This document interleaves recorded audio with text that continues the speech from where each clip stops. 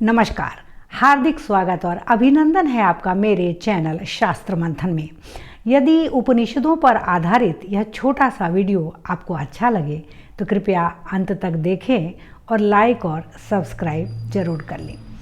उपनिषदों के ज्ञान के क्रम में आइए आज जानते हैं मुंडकोपनिषद के बारे में। मुंडकोपनिषद प्रसिद्ध 10 उपनिषदों में से एक प्रमुख उपनिषद है। आखिरकार उपनिषदों के ज्ञान का हमारे जीवन में क्या आवश्यकता है, क्यों हम उपनिषद को पढ़ें, इसे जानने के लिए हमें मुंडकोपनिषद पढ़ना पड़ेगा, क्योंकि मुंडकोपनिषद में 5 ऐसे विशिष्ट तथ्य बताए गए हैं जो सर्वजन साधारण के लिए उपयोगी हैं। इसे बालक, वृद्ध, व्यक्ति, स्त्री कोई भी सुन और समझ सकता है और अपने जीवन में उतार करके दुर्लभ इस मनुष्य जन्म को सफल और सार्थक बना सकता है। तो मुंडकोपनिषद जो है यह अथर्ववेद के शौनक शाखा का उपनिषद है, यानी कि शौनक ऋषि इसके हैं, और इसमें 3 अध्याय हैं जो मुंडक कहे जाते हैं। और इन 3 मुंडकों के 2-2 खंड हैं, यानी इसमें 6 खंड और 3 मुंडक हैं, यानी अध्याय हैं। इन मुंडकों की विषय वस्तु क्या है, यदि ये हम जानना चाहें तो सबसे पहले हमें ये जानना होगा कि मुंडकोपनिषद हम क्यों पढ़ें। तो ये 5 बातें ऐसी हैं जो हमें मुंडकोपनिषद पढ़ के और उसे अपने जीवन में उतारने के लिए मानो विवश कर देती हैं। तो आइए जानें वह 5 चीज़ें क्या क्या हैं। सबसे पहले मुंडकोपनिषद में ब्रह्म का स्वरूप, ब्रह्म और जगत की उत्पत्ति, अपरा और पराविद्या, मोक्ष और साथ ही साथ अग्नि तत्व इत्यादि के बारे में विस्तार से वर्णन है। यदि हमें जानना है कि अपरा और पराविद्या क्या है तो हमें मुंडकोपनिषद का अध्ययन करना होगा। तो पराविद्या है अक्षर ब्रह्म, यानी ओंकार की उपासना। हमारे जीवन में ये बार बार सवाल उठता है कि हम किसकी उपासना करें। तो ऐसे में हमें ओंकार ब्रह्म की, यानी ओम शब्द के उच्चारण के साथ अपने दिन का शुभारंभ करना चाहिए। यह उपनिषद हमें बताता है।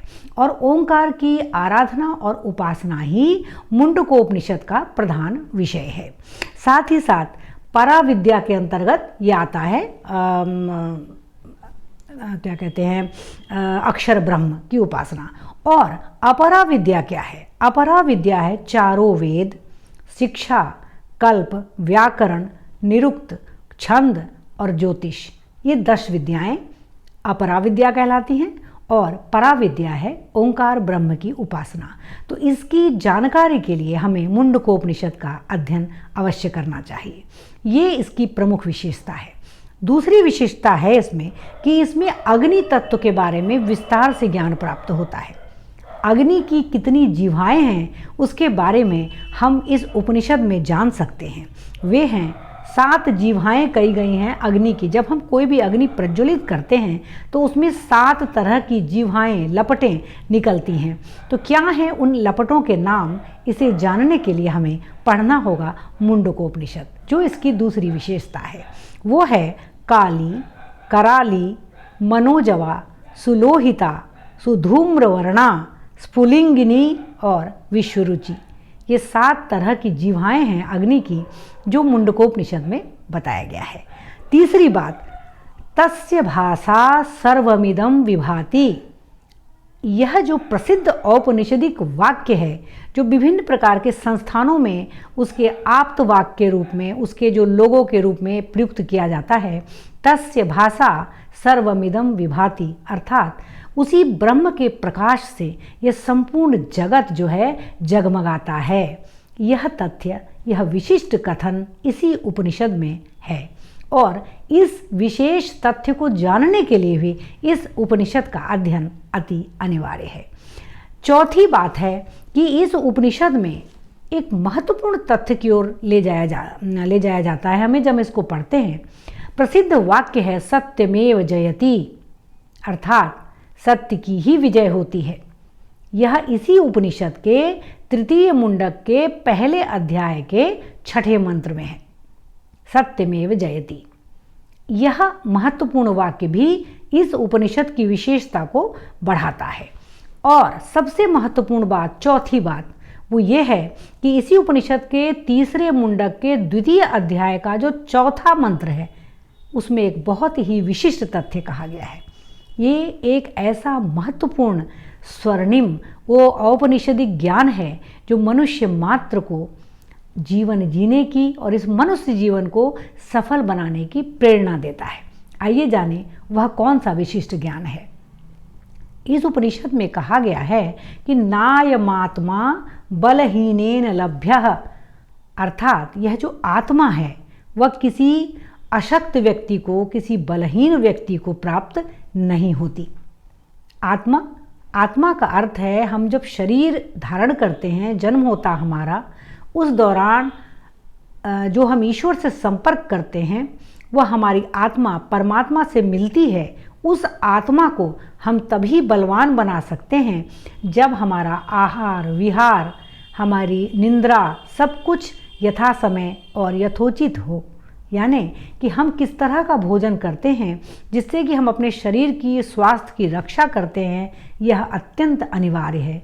यह उपनिषद बताता है ये वाक्य कह के कि नायमात्मा बलहीनेन लभ्य, अर्थात किसी अशक्त व्यक्ति को, किसी दुर्बल व्यक्ति को, किसी बलहीन व्यक्ति को किसी भी प्रकार की सिद्धि प्राप्त नहीं हो सकती। इसलिए सर्वप्रथम अपने स्वास्थ्य का ध्यान रखना प्रत्येक मनुष्य का कर्तव्य है।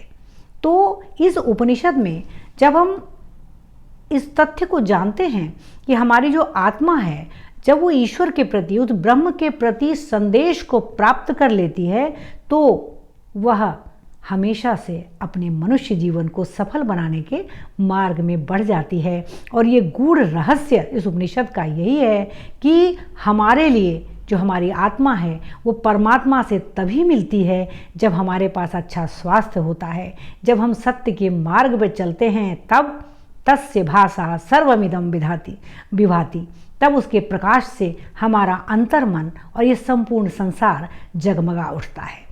तो आइए मुंडकोपनिषद को पढ़ के उसके सूक्ष्म रहस्यों को जानकर अपना मानव जीवन सफल करें। तो ये छोटा सा वीडियो यदि आपको अच्छा लगा हो तो कृपया लाइक और सब्सक्राइब जरूर करें। बहुत बहुत धन्यवाद मेरे साथ अंत तक बने रहने के लिए। जय श्री हरि। ओम नमो भगवते वासुदेवाय।